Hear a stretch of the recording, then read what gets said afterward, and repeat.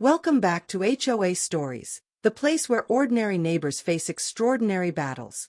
Today's story is one of quiet strength, unexpected authority, and an HOA that learned the hard way: not every rule is theirs to enforce. This is the story of how the HOA called the cops on Daniel's wife for changing a cabin lock, and froze when she showed them who she really was. Beat. Lower voice for intrigue. Let's dive in.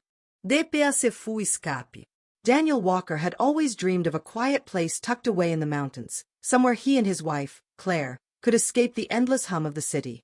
The cabin at Pine Ridge seemed perfect. Weathered wood, a porch that creaked with character, and a view of the valley that stretched like a painting. To Daniel, it felt like peace. To Claire, it felt like freedom. But the moment they signed the papers, a presence lingered in the background, an HOA with too much time, too many rules, and not nearly enough kindness. Their first letter wasn't a welcome note, but a pamphlet of community standards, each line heavier than the last. Daniel brushed it off. It's just paperwork. They can't possibly care about everything we do. But Claire had seen enough authority in her career to know some people with rules would enforce them like law, even when they had no right to. The lock and the letter. By their third weekend at the cabin, Claire had noticed the door's lock stuck each time she turned the key.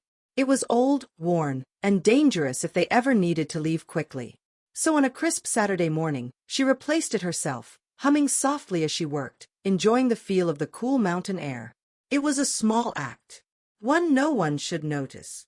But the very next morning, Daniel found an envelope taped to their porch railing. Bold, block letters at the top read, "Violation notice. De offense." Unauthorized modification to an HOA-managed structure. Daniel stared at the paper, his jaw tightening. They're calling a lock a violation? Claire took the letter calmly, scanning it. It's not about the lock. It's about control. Deve esperem negros. That week, whispers traveled through Pine Ridge like wildfire. Neighbors who once waved politely now hesitated. Some gave sympathetic nods. Others smirked as though they enjoyed the drama. The HOA had a way of turning personal matters into public entertainment. Daniel atedit. He wanted to shield Claire from the gossip, but Claire remained quiet, observant.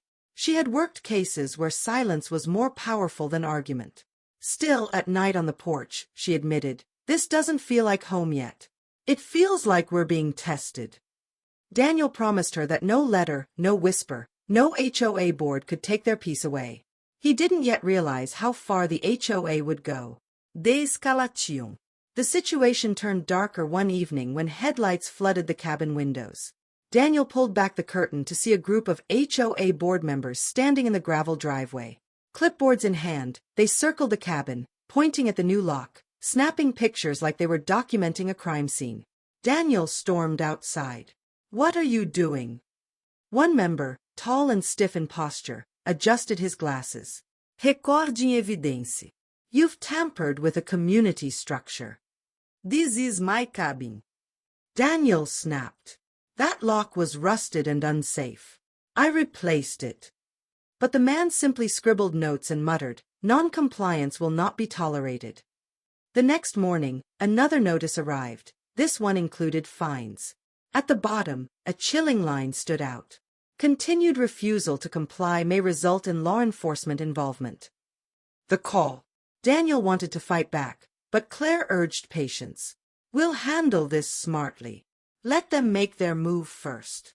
That move came sooner than expected.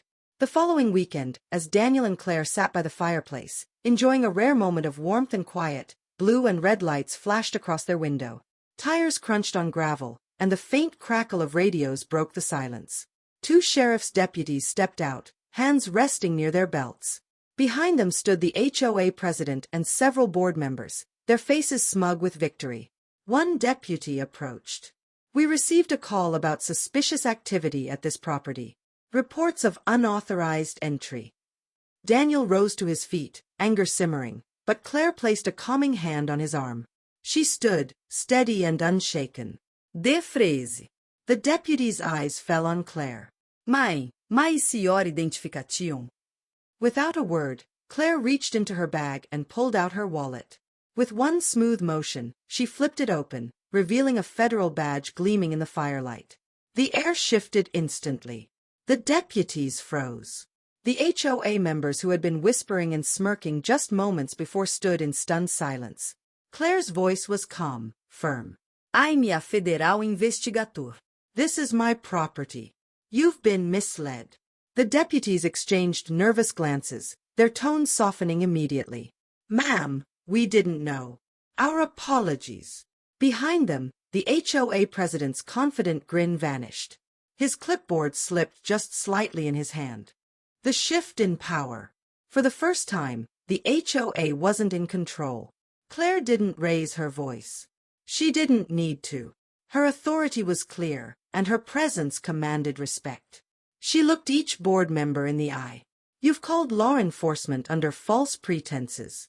That's harassment and intimidation. Do you understand the seriousness of what you've done?"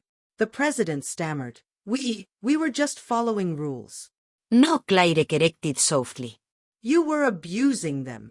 The deputies stood silent, no longer allies of the HOA but quiet witnesses to its unraveling. The reckoning. Over the following days, the fallout was undeniable. The sheriff's office launched an inquiry into the HOA's repeated calls and actions. The board, once feared, now scrambled to protect themselves. Claire never pushed for revenge. She didn't need to.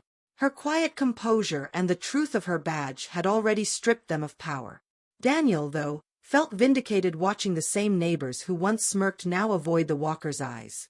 Some even stopped by quietly, muttering apologies for not speaking out sooner. The lock remained on the door, untouched, untouchable. The aftermath. The fines disappeared. The notices stopped. And the HOA, once loud and unyielding, grew strangely quiet around Pine Ridge. Board members resigned one by one, their reputations cracked. Daniel and Claire finally felt the peace they had searched for. On warm evenings, neighbors who had once stayed silent now joined them for coffee on the porch. Trust was rebuilt, slowly but surely. The cabin, once a place of conflict, had become a gathering place, its story whispered with respect. The cabin's legacy. Months later, as the sun dipped low over the ridge, Claire sat in the rocking chair on the porch, a soft smile on her face. Daniel brought out 2 mugs of coffee and sat beside her. "What are you thinking about?" he asked. She looked at the sturdy lock on the cabin door, then out toward the mountains bathed in gold. "Funny, isn't it?